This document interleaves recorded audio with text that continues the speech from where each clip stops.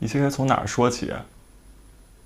如果不出意外，此时我应该还在一如既往地执行航班任务，站在机舱门口向您说一声：“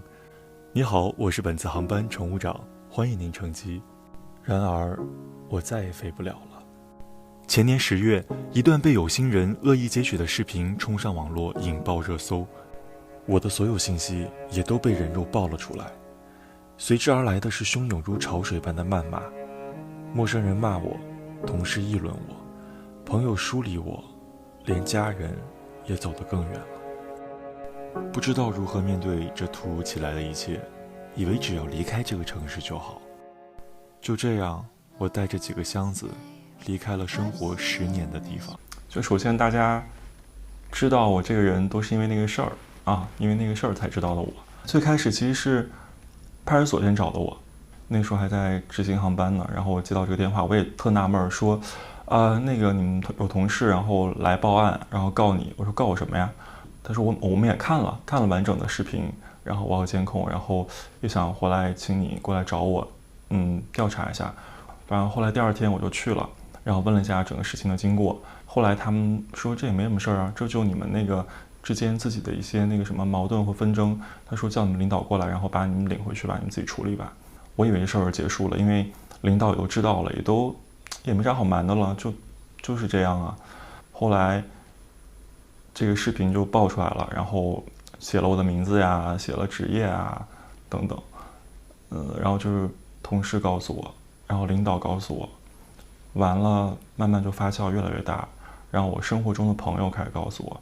还有以前的同学开始问我，从来没有发现自己这么受人关心，就很多人找我，我自己也打开手机发现什么首当其冲的微博啦，然后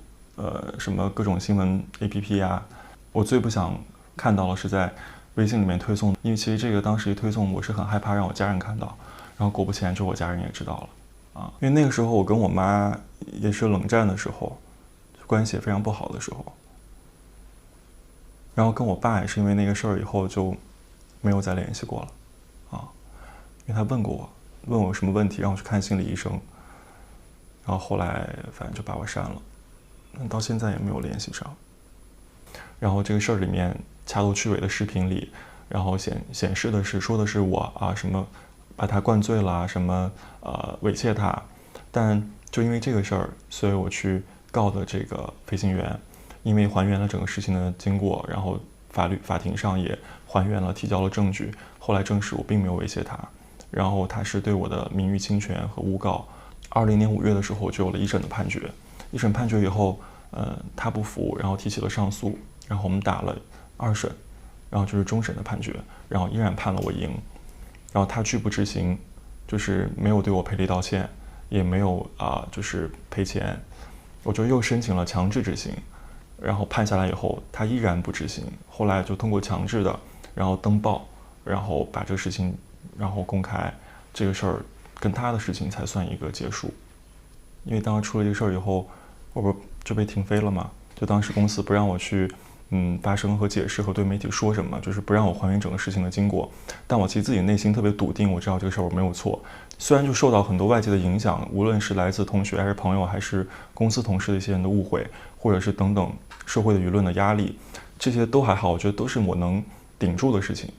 然后直到2020年4月份，然后被公司告知不再续约了，然后就要离开公司，就不能再飞的时候，那个时候才是我真正的就是心理破防的时候。我还记得当时跟我谈话非常硬气的告诉我不需要告诉你任何理由，我就是不想跟你续约，你也知道是因为什么事儿，就因为这个事情4.4亿的点击量。但是我想问，这个4.4亿的点击量是谁造成的？为什么出了这样的事情我是被害的，而且跟他的官司也打了，我也赢了，然后还要就放弃我，然后把他留下，这样的决定不公平。跟公司打这个官司最早其实出于一个劳动仲裁，而其实打这个官司就意味着蜉蝣撼树，就是你个人的力量太渺小了，然后刚好5·1的时候告诉我的这个结果，就败诉就我败诉，快4年的时间，跟飞行员打了3场官司，2场官司加1场强制执行，跟公司打了1个仲裁加2个民事庭的官司，打了这么多场官司，快4年的时间，我还要维持我新的生活，去找寻我新的生活和工作，真的很不容易。之所以想把这个事情能够还原，或者是告诉大家，想感谢当时出这个事情以后所有帮助过我和鼓励过我的人。当然可能也会有人希望能够跟这个官司打到底，或者是怎么样，但也很抱歉，就是也确实累了。我不能永远活在他就是那个柴公子，不能永远的活在这样一个符号当中，或者是标签当中。我能够有勇气去跟他们这些遭受的不公去对抗，既代表了我自己，也代表了乘务员，也代表了少数群体，去做了这些我认为已经很勇敢的行为了就可以了。包括我的律师也很遗憾，他说柴公子，他说明明我们做了这么多的努力，我们给了这么多充足的论证和证据，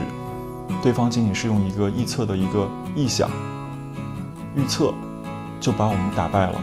所以这个结果是这样。虽然我可以再去上诉，打一个终审，第4次开庭，但真的累了，我觉得也做的不多了，所以我觉得也到此为止吧。也想跟过去的自己，或者说在这个事件当中的自己说声再见。当然重新开始还挺需要勇气的，想去面试别的航空公司但是大家都会知道我是谁，所以并不是特别顺利。就当时很没有自信，我觉得我飞了5年，好像在以前的行业民航里面还挺厉害的又有乘务长又有教员，然后每年给他们做考核。但是后来想找一个跟民航无关的一个工作，不知道从何入手。当时挺感谢一个人的，就当时他就非常舒适的跟我聊天，然后通过一次次的聊天，然后并且引导我说，那对这个你有什么看法吗？对这个项目你有什么样的想法？然后最后告诉我，他说他其实通过这段时间的相处和谈话，我发现其实你有很多的很优秀的能力，其实这些是跟以前你的工作经历相关的。作为乘务长，你要做好航班的管理，然后等等，就告诉我，原来我才知道，原来我也是 OK 的，原来也还不差。然后帮我投了简历改了简历，投了简历，然后慢慢的去鼓励我去面试。因为面试嘛，总会聊到你原来的工作经历和上一份工作的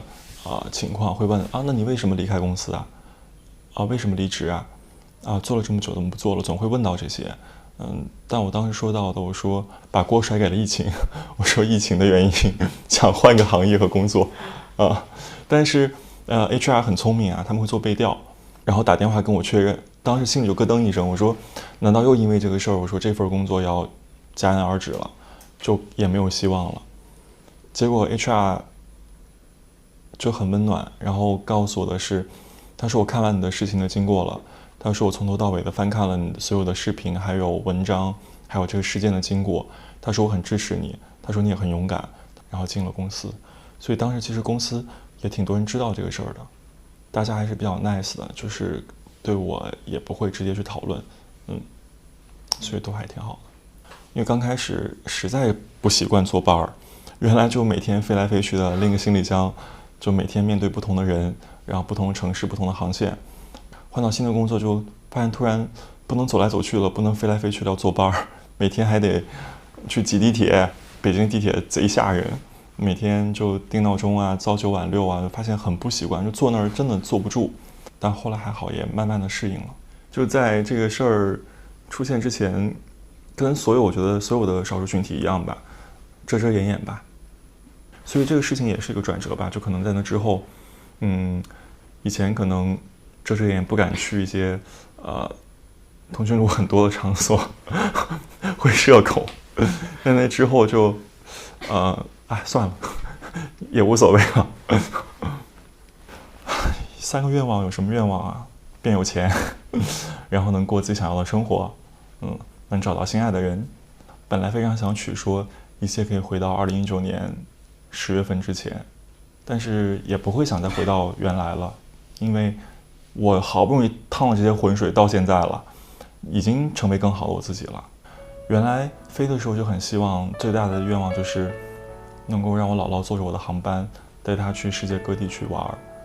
因为我原来也确实让我姥姥坐过我的航班，然后她会很骄傲说呀，我坐上我孙子的航班了，然后很开心。那我希望她的这种骄傲可以一直延续，也希望以后还会有机会，即使不再是以机组成员和乘客的身份，也希望是一个普通的一个孙子带着姥姥的这样一个身份带她去看遍世界。我是彩虹讲述者柴公子。